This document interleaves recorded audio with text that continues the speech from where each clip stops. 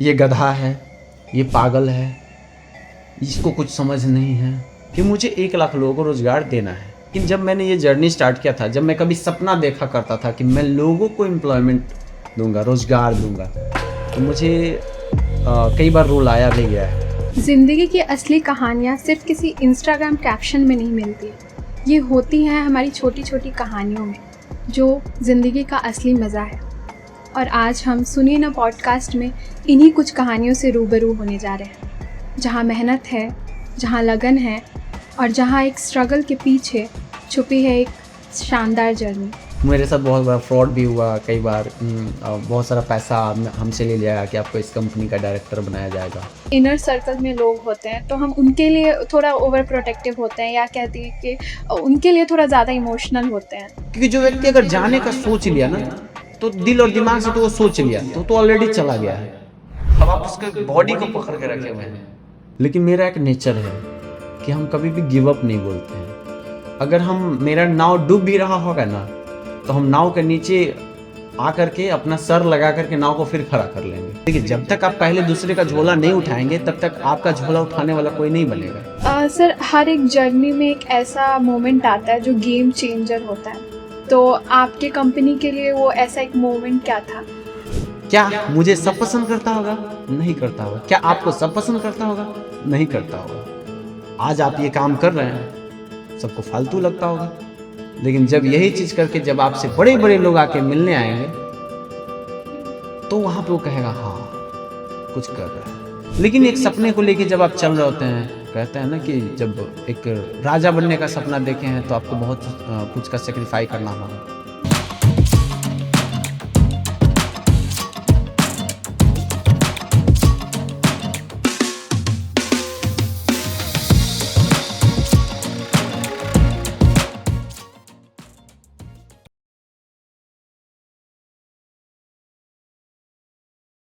ज़िंदगी की असली कहानियाँ सिर्फ किसी इंस्टाग्राम कैप्शन में नहीं मिलती। ये होती हैं हमारी छोटी छोटी कहानियों में, जो ज़िंदगी का असली मज़ा है।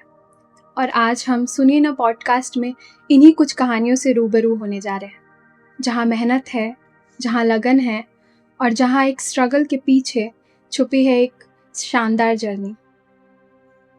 इसी जर्नी में आज हमारे साथ जुड़े हैं हमारे बहुत खास मेहमान। सर, बहुत बहुत स्वागत है आपका। Thank you so much Mausam ji, and best of luck for your new journey. And मुझे बहुत अच्छा लगा कि आप लोगों ने इस अच्छे तरीक़े से सेटअप करके, और जो अप्रोचेज रहा वो मुझे बहुत अच्छा लगा। So thank you so much. Sir, सबसे पहले तो हम चाहेंगे कि आप हमारे दर्शकों को बताएं कि आप करते क्या हैं और आपका जो बिज़नेस है उसका कोर फंडामेंटल्स क्या है और उसका यूएसपी क्या है? मेरा पूरा नाम लालू कुमार हुआ, और बहुत सारे लोग मुझे लालू कुमार मोटिवेशनल स्पीकर के नाम से भी जानते हैं। मैं शानदार सर्विसेज प्राइवेट लिमिटेड का फाउंडर एंड सीईओ हूँ। मेरी जो एंटरप्रेन्योरशिप जर्नी रही है, उसको बताने से पहले मैं बेसिकली पहले अपने बैकग्राउंड के बारे में बताना चाहूँगा कि मेरी जर्नी की स्टार्ट कहाँ से हुई। तो मेरा स्कूलिंग और सारी चीज़ जो है वो बिहार के मुजफ्फरपुर ज़िला से ही हुआ है। मैंने स्कूलिंग यहीं से किया। आफ्टर दैट मेरा बिज़नेस मैनेजमेंट के लिए मुझे बाहर जाना पड़ा। हमने अपने कॉलेज में ही अपना ये जो शानदार सर्विसेज प्राइवेट लिमिटेड है, हमारी शानदार सर्विसेज की शुरुआत मेरा कॉलेज में ही होती है। वहाँ हमने एक प्रॉब्लम फेस किया, जो था कि इलेक्ट्रिक वगैरह को लेकर के, कि हॉस्टल में तो आप ठीक है सारा कुछ आपको मिल जाता है, लेकिन जब आप हॉस्टल से बाहर रहना शुरू करते हैं, तो आपको ये दूसरे एरिया में आपको ये प्रॉब्लम फेस करना पड़ता है कि अब चूंकि लोकल तो आप जानते नहीं होंगे किसी को, तब लोकल को नहीं जान रहे, तब किसको बोलेंगे कि भाई मेरा अब गर्मी का समय है, स्टूडेंट लाइफ था, तो फ़ैन ख़राब हो रहा है, या बहुत बार खाना बनाने भी नहीं आता था, अभी तक उतना नहीं आता है, तो उस सब को लेकर के मुझे बहुत इश्यू होता था। तो ये सब प्रॉब्लम आया, तो मेरे माइंड में आया कि अगर मुझे ये प्रॉब्लम हो रहा है, तो कहीं ना कहीं बहुत सारे लोगों को प्रॉब्लम होता होगा, बहुत सारे स्टूडेंट को प्रॉब्लम होता होगा। तो इस चीज़ को मैंने देखा। फिर मैंने कॉलेज में गया, तो वहाँ मैंने देखा कि अनऑर्गेनाइज वे में स्वीपर का काम जो कर रहा होता है, क्लीनिंग वगैरह का, तो वो अनऑर्गेनाइज वे में कर रहा है। तो वहाँ मुझे लगा कि यार ये कहीं ना कहीं ये कोई कंपनी लाके लोगों को लाया हुआ है। मैंने पता किया, तो पता चला कि ये कोई टेंडर लेता है लोग, और ये कॉलेज में स्टार्ट कर देता है। तो मैंने अपने कॉलेज में ही उसी चीज़ को मतलब लेकर के और रिसर्च करना शुरू किया। रिसर्च करते गया। स्टार्टिंग फेज़ तो बहुत स्ट्रगल का होता है, बहुत सारी परेशानियाँ थी, बहुत सारा प्रॉब्लम रहा। कई बार जाते थे पूछने के लिए, होता है ना जब आप रिसर्च फेज़ में होते हैं तो लोग आपको बैठने भी नहीं देता है। स्टूडेंट थे, अब पिताजी दे दिए दिए थे पैसा वगैरह हॉस्टल फ़ी वगैरह को लेकर के, लेकिन हमने क्या किया अपनी इस कंपनी के स्टार्टिंग में ही पैसा मिला था डोमेन जो होता है ना कि हॉस्टल वगैरह कर लेना है, लेकिन डोमेन वगैरह होता है स्टार्टिंग में लेना। तो स्टूडेंट लाइफ में आपको पॉकेट खर्चा ही होता है, जो होता है सो होता है। तो वो जो हॉस्टल फ़ी वगैरह और ये सब चीज़ देना था, उस पैसे को मैंने अपने इस रिसर्च में या डोमेन लेने में या बहुत सारी बेसिक चीज़ों में हमने वो सारा पैसा खर्चा कर दिया।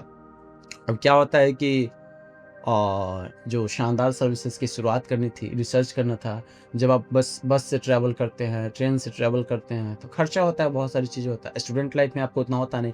पिताजी कह रहे हैं कि नौकरी कर लो, अब माइंड में है कि बिज़नेस करना है। अब ये 2 अपोज़िट चल रहा था। पैसा उस समय लिए नहीं थे, ठीक है? अब वो पैसा जो आया था कॉलेज को लेकर के, तो उसको हम कर दिए पूरा खर्च। तो जब पूरा खर्च हो गया रिसर्च में ही, इधर-उधर में ही सारा कुछ, डोमेन लेने में, बेसिक चीज़ों में, देन मेरे साथ क्या होता है कि अब पैसा खत्म। फिर ऐसा सिचुएशन आया कि मेरे पास भाड़ा का पैसा ही नहीं है। अब जाए कैसे? तो एंटरप्रेन्योरशिप का जुनून मेरे पास ये था कि हमने मतलब 10-10 किलोमीटर तक हम पैदल ही चले जाते थे। पैदल ही चले जाते थे। अगर किसी गेस्ट से मिलना है मुझे, तो उतना टाइम को मेंटेन करके कि मुझे कितना घंटा लग सकता है मुझे वहाँ जाने में, पैदल चले जाते थे। वहाँ फिर जाने के बाद फिर आधा 1 घंटा बैठाता था वो कि आ रहे हैं सर, आ रहे हैं, फिर बताएँगे। जैसे रिसर्च करते थे कि मेरी ये कंपनी है, हम ये सर्विस ला रहे हैं, इसका क्या पोटेंशियल है। चूँकि उस समय एजुकेशन कर रहे थे। स्टूडेंट लाइफ में क्या होता है, कितना ही पता होता है आपको, नहीं पता होता है कुछ भी। तो हम रिसर्च कर रहे थे, जो लोग उस चीज़ को कर रहा है या जो कस्टमर है, उस कस्टमर से फीडबैक ले रहे थे। रिसर्च करते गए, फिर अलग-अलग कॉलेज, यूनिवर्सिटी से मैंने अपना डील करना शुरू किया। फिर मैंने अपना कॉलेज टाइम में ही अपना ऑफ़िस सेटअप किया। ऑफ़िस सेटअप किया और उसी डायरेक्टर को लाया फीता काटने के लिए, जो मुझे निकाला था। बोले, "सर चलिए, स्टार्ट किए सारे कुछ।" तो खुश हुए, बट होता है कि चलो लड़का किया अपना, अच्छा है सारी चीज़ें। फिर मैं उस चीज़ों को कर रहा था, लेकिन चूँकि बचपना था, समझ नहीं था, मुझे लगता था ऑफ़िस ही सब कुछ है। ऑफ़िस ही सारा कुछ है बिज़नेस करने के लिए, लेकिन वो गलत था, क्योंकि ऑफ़िस हो ना हो, बिज़नेस होना इम्पोर्टेंट है, ठीक है? तो उस समय चूँकि पता नहीं था, ऑफ़िस ओपन कर लिया तो रेंट का हो जाता है प्रेशर, 100 रंग की चीज़ें, खर्चा बढ़ता है, स्टाफ़ का खर्चा बढ़ता है। करते तो गया, सारा कुछ किया, बिज़नेस बढ़ते गया, कई कॉलेज वगैरह को या अलग-अलग अप्रोचेज़ हुआ, बिज़नेस मिलना शुरू हुआ, लेकिन मैं एक बार फ़ेल हो गया। क्योंकि क्या होता है, कैपिटल हमेशा चाहिए होता है और वर्किंग कैपिटल आपको चाहिए किसी भी ऑफिस को रन करने के लिए। लेकिन उस समय मुझे चूँकि स्टूडेंट लाइफ में थे, कुछ रहा नहीं, फिर मैंने बंद कर दिया उसको। मैंने फिर बंद किया अपने ऑफिस को। जब बंद किया तो अब इश्यू आता है, बहुत बार आपको लोग साथ भी देते हैं, ताना भी देते हैं कि भाई बहुत चला था चालू करने के लिए, बहुत सारी चीज़ें। फिर वहाँ से स्ट्रगल चालू होता है, होते गया, होते हो गया। ये जो मेरी शानदार सर्विसेज़ है, वो स्टार्ट हो करके फिर धीरे बढ़ते गया, बढ़ते गया। फिर मैंने देखा कि हम कहीं दूसरे राज्य में तो रोज़गार दे रहे हैं, तो फिर अपने राज्य में क्यों नहीं? और बिहारी होकर के भी दूसरे राज्य में रोज़गार दे रहे हैं। आप जिस धरती पे जन्म लिए हैं, जिस मिट्टी पे आपने बढ़ा है, उस मिट्टी का कर्ज़ अभी आप अदा नहीं किए हैं। तो ये आपकी ज़िम्मेवारी होती है कि अपने उस मिट्टी का कर्ज़ को अदा करना। देन हमने भी सोचा, क्योंकि आप दुनिया के किसी भी कोना में चले जाइए, आप किसी भी कोना में जाएँगे तो आपको सबसे ज़्यादा सुकून आपको आपका ही घर में मिलेगा। फिर लौट के जब आएँगे तो आपको खुद के घर में मिलता है। तो मैंने वहाँ से फिर अपनी शानदार सर्विसेज़ को शिफ्ट किया बिहार को लेकर के। यहाँ मैंने 1 लाख लोगों को रोज़गार देने के मिशन से काम किया कि मुझे 1 लाख लोगों को रोज़गार देना है। अब 1 लाख लोगों को रोज़गार देंगे कैसे? तो अब यहाँ पे बात आता है कि आखिर मेरी कंपनी करती क्या है, जिससे कि मैं लाखों लोगों को रोज़गार दे पाऊँगा? क्योंकि कुछ तो होगा बैक में जिसके कारण से मैं बोल रहा हूँ कि लाखों लोगों को रोज़गार दूँगा। तो मेरी कंपनी जो शानदार सर्विसेज़ है, वो होम सर्विसेज़ में काम करती है। मेरा ऐप बेस्ड कंपनी है। हमारी कंपनी इंडिया की पहली कंपनी है जो कि होम सर्विसेज़ 10 मिनट में डिलीवर कर रही है। यस, यानी आपको इलेक्ट्रीशियन चाहिए, प्लम्बर चाहिए, कारपेंटर चाहिए, ठीक है? या क्लीनिंग का कोई भी काम कराना है, या कुक चाहिए, मेड चाहिए, तो ये सब चीज़ें क्या है कि आप हमारी कंपनी के द्वारा इमीडिएटली 10 मिनट में ले सकते हैं। सर अभी आपने बताया कि आप मोटिवेशनल स्पीकर हैं, तो वो कितना हेल्पफुल रहा था अभी जो आपने कंपनी स्टार्ट किया है उसमें? बहुत ज़्यादा हेल्पफुल रहा। शायद अगर मेरे पास ये स्पीकिंग करियर नहीं होता तो मैं कुछ कर नहीं पाता। क्यों नहीं कर पाता? क्योंकि मेरा जो फर्स्ट लाइफ का पहला कदम मेरा यही रहा है, मोटिवेशनल स्पीकर बनना। तो बहुत ज़्यादा हेल्पफुल रहा मेरे लिए और अभी भी बहुत ज़्यादा हेल्प करता है मुझे। आई थिंक आज हम आपके पास बोल रहे हैं तो इसका भी इसमें कहीं न कहीं बहुत बड़ा हाथ है। बिल्कुल सर। सर हर एक जर्नी में एक ऐसा मोमेंट आता है जो गेम चेंजर होता है। तो आपके कंपनी के लिए वो ऐसा एक मोमेंट क्या था? मेरी कंपनी के लिए गेम चेंजर मोमेंट ये रहा कि स्ट्रगल तो कर रहे थे। अब स्ट्रगल करते दौरान क्या होता है ना, जैसे बहुत सारे लोग हार मान लेते हैं बहुत सारी चीज़ों पे। लेकिन मेरा एक नेचर है कि हम कभी भी गिव अप नहीं बोलते हैं। अगर हम मेरा नाव डूब भी रहा होगा ना, तो हम नाव के नीचे आकर के अपना सर लगा कर के नाव को फिर खड़ा कर लेंगे। अब लाइफ का मोमेंटम मुझे अपने कंपनी को लेके और लाइफ यहाँ 2 मोमेंटम आया। एक तो आया कि मुझे लाइफ में अपना डिसीजन लेना था, तो वो मोमेंटम आया। एक था कंपनी को लेकर के। तो लाइफ का जो मोमेंट आया, मैंने जॉब छोड़ा, वो मेरे लिए वो बेस्ट था। उस समय के लिए डिसीजन खराब था। अगर पेरेंट्स सोचे या कोई भी चीज़, क्योंकि नौकरी आप जब कर रहे होते हैं तो जब छोड़ेंगे तो वो सही नहीं होता है समाज के लिए। समाज में नौकरी बहुत बड़ा चीज़ होता है। तो कहीं न कहीं ये मेरे लिए सुकून वाला पल होता है कि जब एक बिहार के छोटे से गाँव से उठ कर के जब एक लड़का किसी चीज़ को कर रहा होता है और वो उसका ग्लोबल कंपनी उस चीज़ों को देख रहा है और देखने के बाद देख रहा है कि अच्छा ये ऐसे कर रहा है, तो जब ये कर सकता है तो हम क्यों नहीं कर सकते? या बहुत सारा अलग बाद में कॉपी पेस्ट तो आता ही है। तो ये मोमेंटम मुझे बहुत अच्छा लगा और मेरे टीम का सपोर्ट मुझे बहुत अच्छा लगा। तो सर आपको वैसे क्या लगता है कि मतलब एक कोई आइडिया या कुछ सोचना फिर उसको कागज़ पे उतारना है और फिर उस कागज़ से उतारने पर से लेकर आपको उसको रियल लाइफ में इम्प्लीमेंट करना, तो इसमें आपके आस-पास के लोग जैसे आपके दोस्त हुए या आपकी फैमिली या मेंटोर्स, उनका कितना इम्पोर्टेंट रोल होता है? देखिए, इम्पोर्टेंट रोल तो बहुत होता है, लेकिन शुरू में कोई साथ नहीं देता है। ये मैं आपको बता दूँ, ये समाज का रियलिटी है। आपका इस मेरे एंटरप्रेन्योरशिप लाइफ में मेरे माता-पिता का बहुत बड़ा रोल रहा है।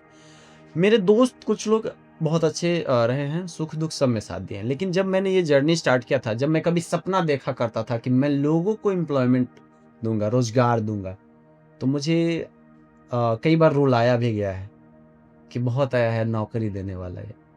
मुझे ताना जो बोलते हैं गाँव में, ताना दिया गया।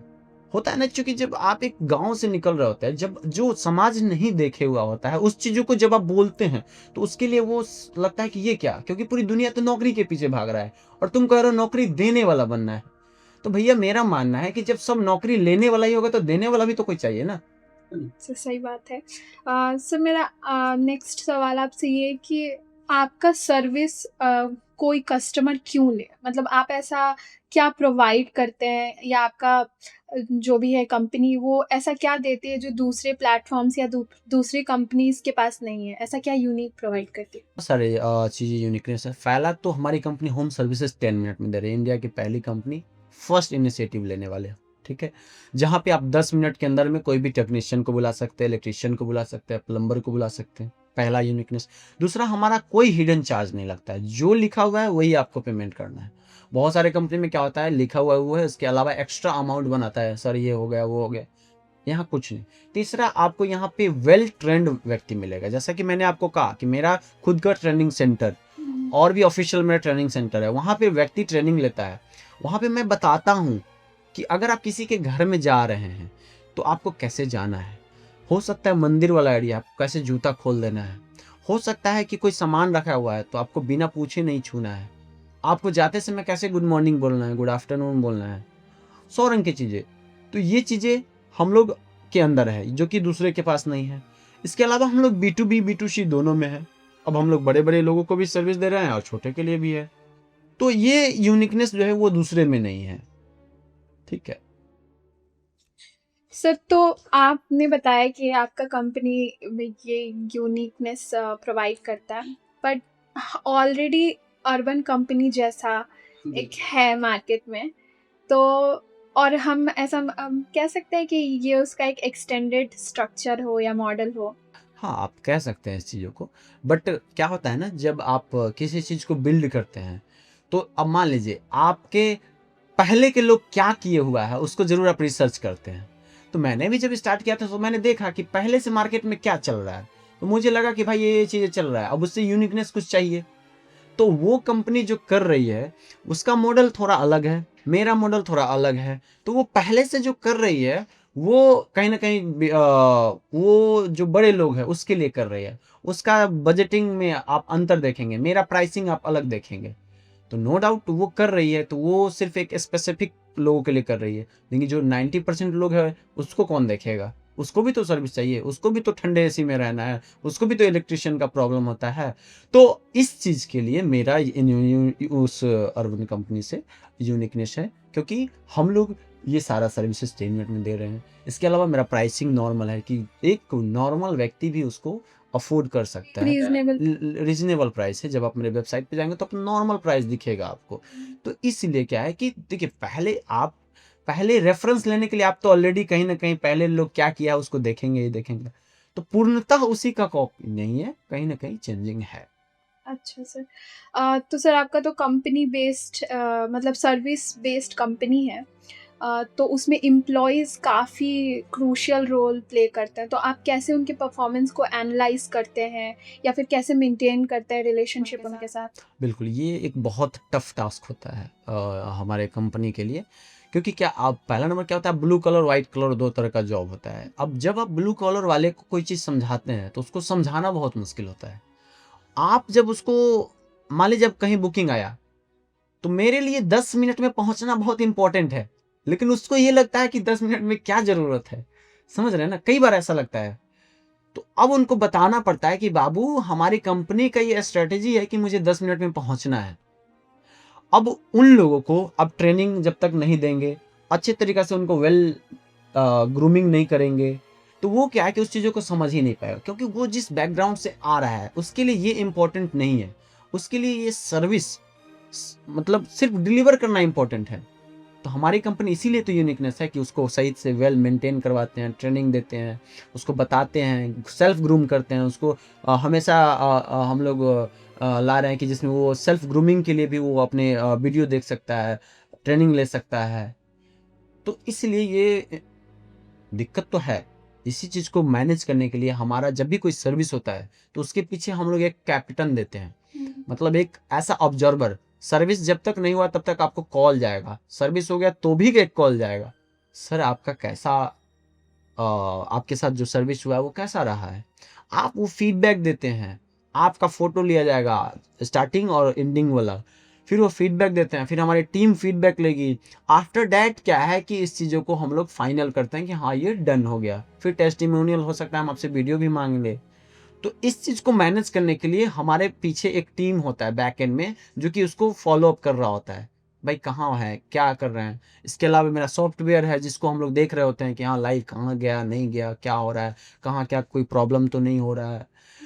इसके साथ मान लीजिए कहीं उसके साथ भी कोई घटना तो नहीं हो गया, एक्सीडेंट हो गया, 100 रंग की चीज़ें। इसके लिए हम लोग अलग-अलग हर पुलिस स्टेशन और सारी जगह से कनेक्टेड होते हैं कि हमारी टीम को अगर कुछ भी होता है, तो आप उसको इमीडिएटली उसका सहयोग करेंगे, ठीक है? तो इस तरीके से हमारी टीम बैकएंड में जो ऑपरेशन देख रही होती है, वो इसको मैनेज करता है। ऑलरेडी उस पे लगा हुआ होता है कि हाँ, कहाँ जाना है, कैसे जाना है, क्या करना है, कैसे सारी चीज़ें, ठीक है? तो उसके पीछे एक टीम हमारा लगा हुआ है।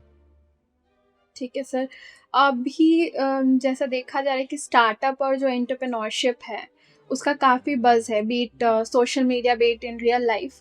तो अभी जो न्यू फाउंडर्स आ रहे हैं, जो भी स्टार्टअप्स लेके आ रहे हैं, तो उनके लिए पहले की अपेक्षा अभी चीज़ें कितनी आसान हो गई हैं या कितना हेल्पफुल हो गया है? बहुत आसान हो गया है। पहले तो कुछ नहीं था, अब आपके पास सब कुछ आपके हाथ में है। पहले था कि आपको कुछ ढूँढना है, लेकिन यहाँ पे क्या है कि आपके पास सब कुछ पड़ा हुआ है, बस आपको सर्च करना है। अब मान लीजिए, पहले आपको कहीं का कोई चीज़ पता करना है, तो किसी व्यक्ति के पास आप जाते थे। लेकिन अब क्या करना है, आपके हाथ में फ़ोन है, आपके हाथ में लैपटॉप है, आपके हाथ में एआई का ज़माना है। आप 1 सेकंड में पूरी बिज़नेस प्लान बना सकते हैं, आप 1 सेकंड में आप क्या करना चाह रहे हो, वो उसका आप ब्लूप्रिंट निकाल सकते हैं। तो जो चीज़ पहले वर्षों वर्ष लग जाता था, उसको आप 1 सेकंड में कर सकते हैं। आज की डेट में आप कोई भी एंटरप्रेन्योर के पास जाइए, अगर उसको कोई प्लान बनाना है, तो हो सकता है कि वो किसी बिज़नेसमैन से मिलता, उस प्लान को बताता कि सर हम ये करना चाह रहे हैं। वो बताएगा तो वेरीफ़ाई करेगा, उसमें भी वो मिलने का टाइम दे कि ना दे कोई नहीं जानता है। अब वो वेरीफ़ाई करेगा, डन होगा, तब जाके उसको पता चलता है। लेकिन अब क्या है, आप क्या करना चाहते हैं, इमीडिएटली टाइप कीजिए, आप अपना बिज़नेस प्लान बताइए, आपको 1 सेकंड में 100 रंग की चीज़ों को आपको प्लान बना के आपका एआई दे देगा। है कि नहीं? तो पहले और अब में बहुत अंतर है। सोशल मीडिया का ज़माना है, आप क्या करना चाहते हैं, आप अपना सर्वे फॉर्म रख सकते हैं, आप सोशल मीडिया पे अपनी बात को बता सकते हैं, तुरंत 100 व्यक्ति आपको रिस्पॉन्ड कर देगा। लेकिन पहले तो ऐसा नहीं था। पहले भी बिज़नेस चला है, पहले भी हमारे टाटा आए हैं, उस चीज़ों को किए हैं, है कि नहीं? पहले भी हमारे धीरू भाई अंबानी काम किए हैं। तो उन्होंने जो काम मान लीजिए 10 साल, 20 साल, 30 साल में किया, वो आजकल 3 साल में हो जा रहा है। पहले लोग यूनिकॉर्न बनने में क्या होता था, वर्षों वर्ष लग जाता था, लेकिन आजकल हो सकता है साल भर में ही बन जाए, 2 साल में ही बन जाए। तो पहले की अपेक्षा अब बहुत आसान है। अच्छा, मतलब चीज़ें अब सारी चीज़ें ऑनलाइन मिल जाती है, बस लेना है, ढूँढना है, बस हो वो गया। आपके अंदर कि आप क्या ढूंढ रहे हैं। अब आप चाहिए तो सोशल मीडिया पे अपना टाइम बर्बाद कीजिए स्क्रॉलिंग करने में, या आप चाहें तो अपने उस टाइम को यूटिलाइज कीजिए अपने आप बिजनेस को खड़ा करने में। क्योंकि जब आप अपने आप सपोज मान लीजिए आज हम लोग पॉडकास्ट कर रहे हैं, कोई व्यक्ति हो सकता है सिर्फ स्क्रॉलिंग कर रहा होगा, लेकिन आपने सोचा कि मुझे पॉडकास्ट शुरू करना है। आप भी सोशल मीडिया ही यूज कर रहे हैं, लेकिन कहीं ना कहीं आप एक बिजनेस खड़ा कर रहे हैं। तो सेम वही चीजें होता है, कोई व्यक्ति सोशल मीडिया का यूजर बन के रह जाता है और कोई वहां पे क्रिएटर बन जाता है। सबका अलग-अलग सबका अपना अपना है, ये आपके हाथ में होता है कि आपको बनना क्या है, करना क्या है। क्योंकि आप अपने आप को जैसा टाइम देंगे आप वही बनेंगे, क्योंकि आप जितना टाइम जिस चीज पे देते हैं आपका फ्यूचर उसी चीज पे बन जाता है। सही बात है। सर, एल्बर्ट आइंस्टाइन की एक बहुत ही फ़ेमस और इंटरेस्टिंग, मैं कहूँगी कि कोट है कि in the middle of every difficulties lies a opportunity. तो आपके लाइफ़ में या आपकी कंपनी में कोई ऐसा मोमेंट आया हो जहाँ पे बिल्कुल चीज़ें बहुत ही डिफ़िकल्ट सिचुएशन में थी, पर आपने उसमें से एक कोई अपॉर्च्युनिटी पिकअप की हो? बिजनेस को लेकर के या मतलब उस चीज को हैंडल करने में? उस चीज़ को हैंडल करने में या वैसे भी सर बिज़नेस में भी? देखिए लाइफ में ये डिफ़िकल्टीज़ आया है मुझे। मैं कई बार ऑनेस्टली मैं बोलता हूँ, कई बार मैं अपने स्टाफ का सैलरी पे नहीं कर पा रहा था। जब सैलरी नहीं पे कर पाते हैं तो क्या होता है ना, जब आप उस चीज़ों को जब उनको बोलते हैं या समझाते हैं तो उस चीज़ों को सब नहीं समझ पाता है। लेकिन उसमें से कुछ लोग बहुत अच्छे तरीक़ा से समझते हैं।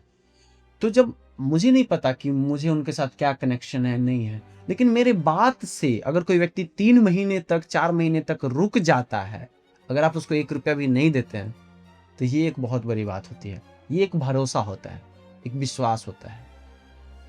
तो ये मेरे लाइफ में बहुत बड़ा डिफ़िकल्टी होता था, और जब मैं इस चीज़ों को फ़ेस करता था कि भाई मैं पे नहीं कर पा रहा हूँ, तो कहीं न कहीं मुझे बहुत बार लगता था कि अंदर ही अंदर मेरा जो होता था ना कि मैं क्यों नहीं कर पा रहा हूँ, मुझे इसको करना है। तो ये डिफ़िकल्टीज़ आया। बहुत बार मुझे हो सकता है कि मेरे बिज़नेस पर्पज़ से बहुत कुछ करना है, लेकिन मेरे पास उस समय पैसा नहीं है। तो मैं क्या करता था कि जो ये मेरा पब्लिक स्पीकिंग, नेटवर्किंग का, बोलने का जो तरीका है, मैं उसका इस्तेमाल करता था। वो मेरे लाइफ़ में टर्निंग पॉइंट लाता था।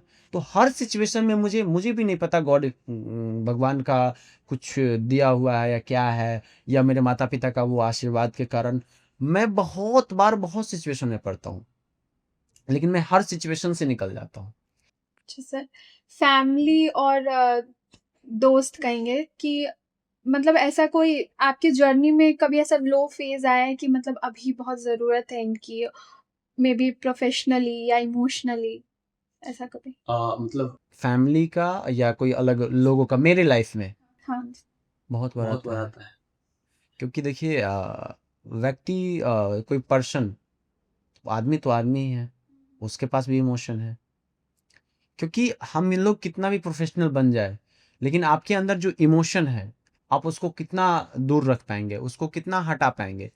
तो बहुत बार ऐसा सिचुएशन आता है जब मुझे भी लगता है कि मैं अपने पेरेंट्स के साथ रह सकूं, माता पिता के साथ रह सकूं, या बहुत ऐसे कुछ लोग होते हैं अपने उस भाई बहन के साथ रह सकूं, या जो टीचर जो मुझे साथ दिया है मैं उसके साथ रह सकूं।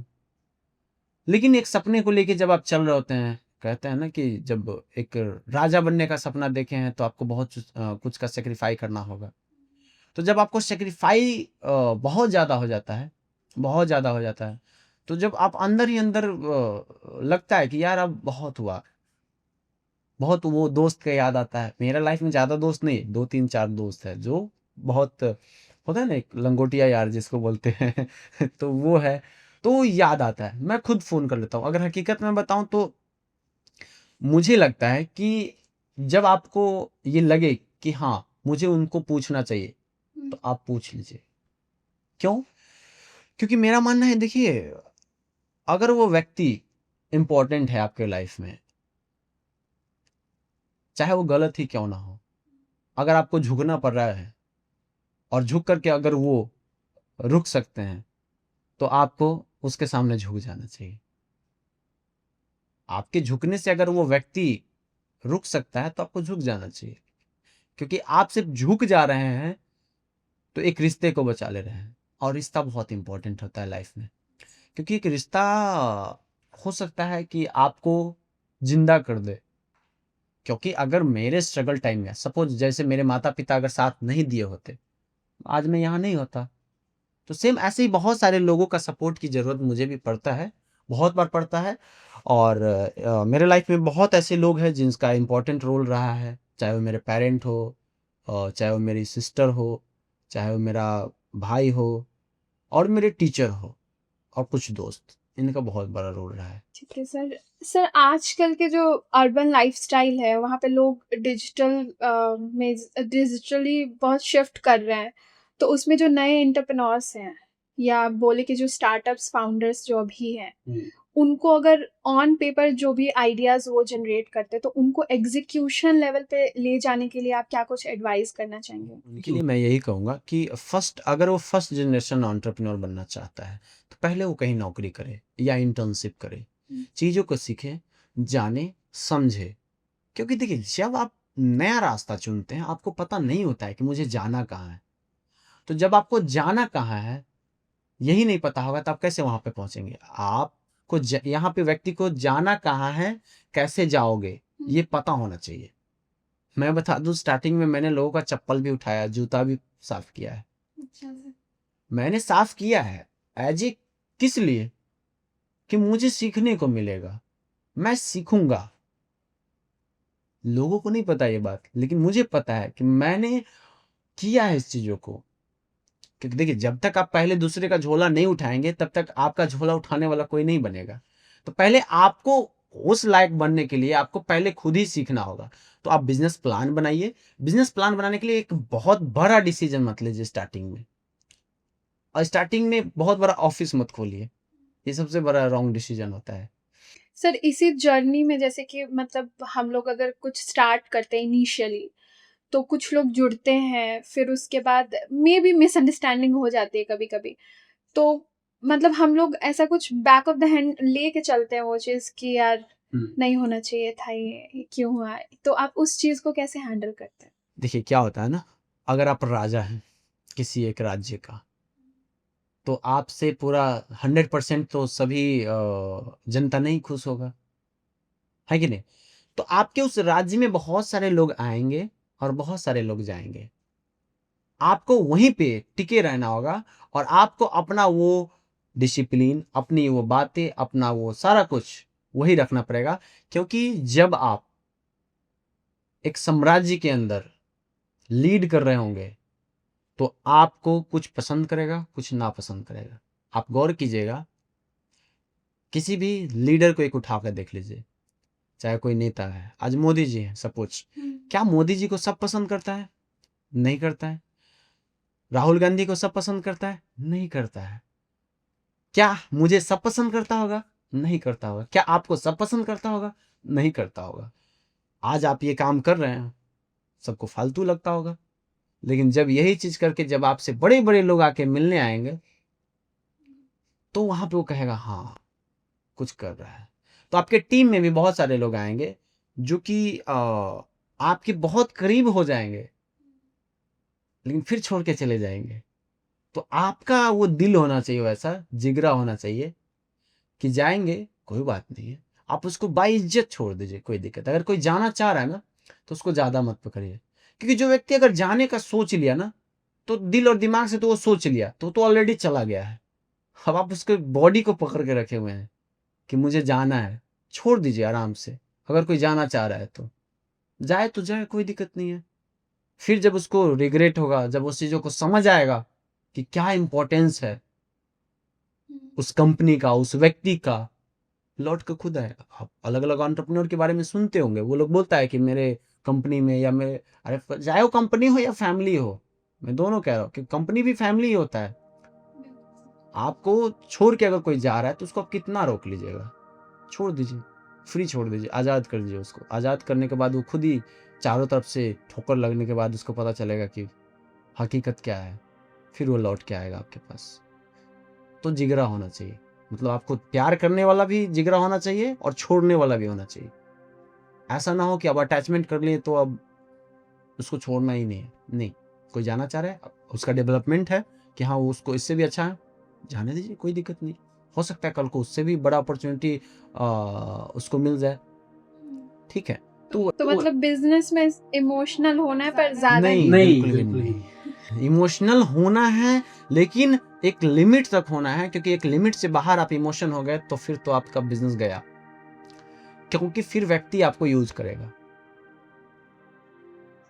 पर सर ऐसे होता है ना, मतलब हमारे जो इनर सर्कल में लोग होते हैं तो हम उनके लिए थोड़ा ओवर प्रोटेक्टिव होते हैं, या कहते हैं कि उनके लिए थोड़ा ज़्यादा इमोशनल होते हैं।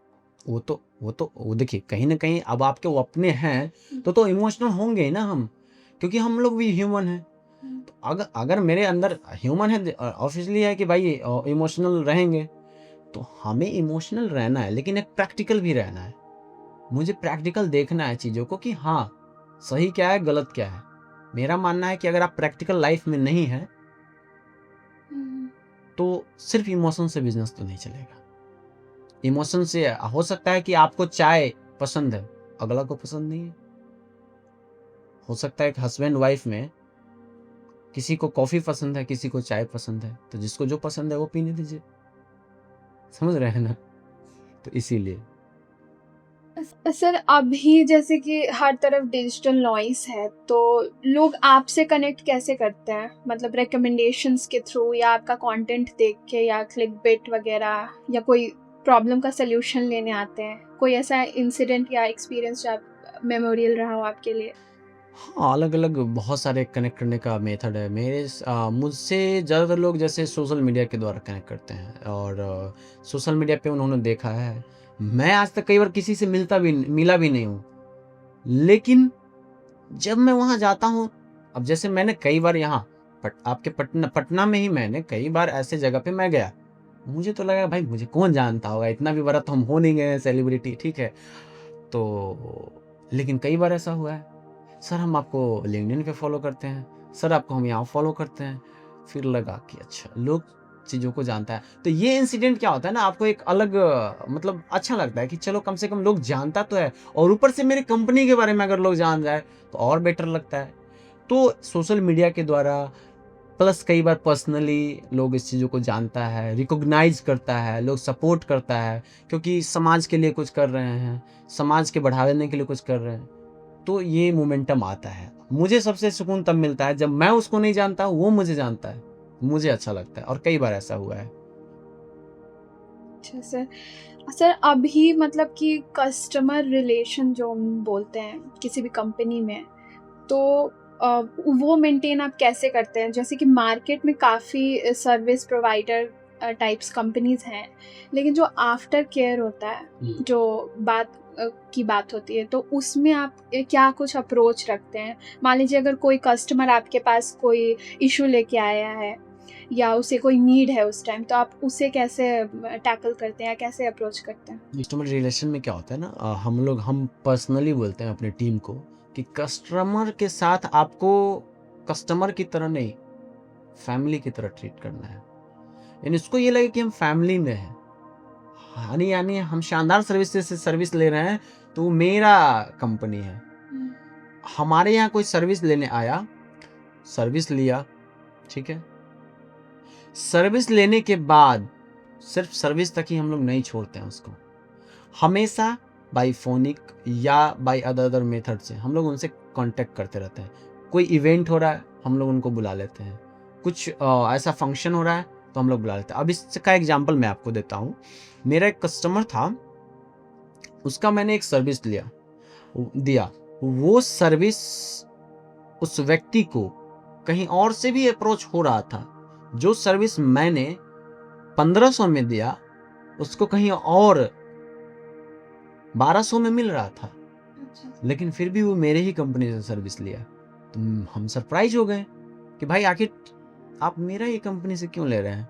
मुझे लगा कि ऐसा क्या है, कोई भी जानना चाहेगा ना, एक फाउंडर तो जानना चाहेगा कि कुछ तो होगा। हम बोले कि आप ऑलरेडी 1200 में कोई चीज अगर मिल रहा है तो आप मुझसे क्यों लेंगे लॉस करके। तो बोला कि मुझे भी नहीं पता, लेकिन मुझे ये पता है कि आपके कंपनी के ऊपर मुझे भरोसा है, ट्रस्ट है, और मुझे अच्छा लगा ये आपका सर्विसेज, इसलिए मैं ले रहा हूँ। तो ये इसका क्यों ऐसा लगा, क्योंकि हमारी टीम ऑलरेडी उससे कनेक्शन किया हुआ होगा, कनेक्शन करके उसको एक फैमिली वाला ट्रीट दिया होगा। तो जब आप कस्टमर, देखिए मेरा मानना है कस्टमर राजा है। कस्टमर को आप खुश कर दिए, आप सक्सेस हो गए। सर अब मेरा ये आखिरी सवाल होगा कि आपका सर्विस वन टाइम डील है या लॉन्ग टर्म रिलेशनशिप के लिए। मतलब कि कई बार ऐसा होता है कि मतलब एक बार सर्विस दिए फिर मतलब हो गया, बात ख़त्म। और कभी कभी लोग हैं कि लॉन्ग टाइम रिलेशनशिप बिल्ड करना चाहते हैं, तो वो चाहते हैं कि कस्टमर्स की नज़रों में हमारा वैल्यू बढ़े। तो उसके लिए आपका क्या कुछ अप्रोच रहता है या कैसे आप मेंटेन करते हैं वो रिलेशनशिप? देखिए मैं बता देता हूँ, कोई भी कंपनी कभी नहीं चाहेगा कि हम किसी को एक बार ही सर्विस दें। वो हमेशा चाहेगा कि बार बार हमसे सर्विस लें। क्योंकि अगर किसी भी कस्टमर से आप 1 रुपया एक बार में निकालें वो, और आप सालों भर 1-1 रुपया निकाल रहे हैं, वो ज़्यादा बेनिफिशियल है। तो हमारा कभी भी ऐसा अप्रोच नहीं होता है कि वो एक ही बार सर्विस ले। हम उसको बेस्ट सर्विस देते हैं, बेस्ट कम्युनिकेट करते हैं, और उनको बेस्ट सर्विस दे करके हम उनको फिर से सर्विस के लिए ऐसा प्रेरित करते हैं। क्यों? आप मान लीजिए, आप अगर किसी भी कंपनी का प्रोडक्ट या सर्विस यूज कर रहे हैं, तो आपको जब बेस्ट वो सर्विस देता है तो आप फिर वही कंपनी का यूज करने जाते हैं कि नहीं जाते? आप चाहे खाना मंगा रहे हैं, किसी से ऑर्डर कर रहे हैं, तो आपका हाथ बैठ गया किसी के कि यार यही ठीक लग रहा है, तुरंत दबाओ आ जाता है, तो आप उसी को फिर से बुलाते हैं, दूसरा को तो नहीं बुलाते हैं। आप जिस नाई के पास, जिस पार्लर में आप जाती होंगी, आपको वहां अगर सबसे बेस्ट लगा तो आप वहीं जाती होंगी, दोबारा दूसरे जगह नहीं जाएंगे। क्यों गए? एक तो आपके वो जो पार्लर की होंगी वो कम्युनिकेट आपसे अच्छा की होंगी, सर्विस आपको वो अच्छा दी होंगी, तो आपका क्या हुआ? सेटिस्फेक्शन हुआ। व्यक्ति क्या करता है? सेटिस्फेक्शन के लिए तो सब कुछ कर रहा है। सेटिस्फेक्शन जब आ गया तो आपको रेगुलर आपको बार बार वो आपसे सर्विस लेगा। और मेरा मानना है कि एक बार किसी से पैसा लेने से अच्छा है कि आप बार बार 1-1 रुपया लीजिए। एक बार लाखों रुपया ले लिए, उससे कोई फायदा नहीं है। आप 1000 ही ले रहे हैं, लेकिन वो बार बार 1000 रुपया आप उनसे लीजिए, वो ज़्यादा बेनिफिशियल है, वो लॉन्ग टर्म तक चलेगा। और लॉन्ग टर्म तक जब रिलेशन होता है तो वो ज़्यादा इंपॉर्टेंट रहता है, तब आप उसके साथ गहराई के साथ जुड़ते हैं। पर सर कभी ऐसा हुआ है कि मतलब कस्टमर ठीक है वो लॉयल हैं, पर उनको ऐसा कभी बोरियत हो गया हो कि नहीं यार कुछ नया होना चाहिए इसमें या? देखिए वो तो डिपेंड करता है कस्टमर के ऊपर। मान लेते हैं कि हमारे कस्टमर को अगर सपोज अगर वो पोहा खा रहा है, वो पोहा खा खा के परेशान हो गया, तो हमारे पास दूसरा सब्स्टिट्यूट भी होना चाहिए। अब ये कंपनी के ऊपर डिपेंड करता है कि वो सेल क्या कर रहा है। मान लीजिए आप एक किसी भी दुकान में चले जाइए जो खाने पीने का दुकान है। अब वो चाहता तो एक ही प्रोडक्ट रख सकता था, लेकिन वो मल्टीपल प्रोडक्ट रखता है। क्यों? ताकि इस ये प्रोडक्ट लेने के बाद अगर ये बार बार खा खा के, क्योंकि मुझे भी पता है ह्यूमन नेचर है, अगर एक ही चीज बार बार खाएंगे तो वो पसंद नहीं आएगा। तो उसके साइड में भी हमें एक कुछ न कुछ ऑप्शन में रखना पड़ेगा ताकि लोग उसको पसंद करें। मूवी देखने जाते हैं, गौर किए हैं, एक छोटा पॉपकॉर्न और एक बड़ा पॉपकॉर्न होता है। बेचना उसको बड़ा वाला ही होता है, सिर्फ दिखाने के लिए आपको एक का 100 रुपया डाल दिया और इसको डाल दिया 120 रुपया। अब आपके दिमाग में चलता है कि भैया ये 20 रुपया के चक्कर में बड़ा वाला छूट रहा है होता है कि नहीं? तो वो बड़ा वाला को लेने के लिए आप क्या करते हैं, 120 रुपया देते हैं, आपसे 20 रुपया एक्स्ट्रा चार्ज किया। बेचना उसको बड़ा वाला ही था, लेकिन आपके माइंड में कंपेयर सिर्फ कराया। तो कस्टमर के साथ ये चीजें ना डेवलप करना होता है। उसको जो ना पसंद है उसको ना पसंद है बस। अगर जो पसंद है लेकिन वो खा खा करके वो परेशान हो गया, तो उसके लिए मुझे सब्स्टिट्यूट में रखना पड़ेगा। ये इम्पोर्टेंट है। यानी एक सर्विस आप कुछ दे रहे हैं तो बदले में आप कुछ ना कुछ रखिए, कुछ बैकएंड में कुछ रखना पड़ेगा। आपको कुछ ऑफर्स भी देना होगा, आपको कुछ अलग तरीके का ऐसा करके रखना पड़ेगा कि वो मजबूर रहे आपसे ही सर्विस लेने में। Thank you so much sir, आपने अपनी थॉट्स और इतने सारे एक्सपीरियंस शेयर किए हमारे साथ। आई होप कि दर्शकों को भी बहुत मज़ा आया होगा।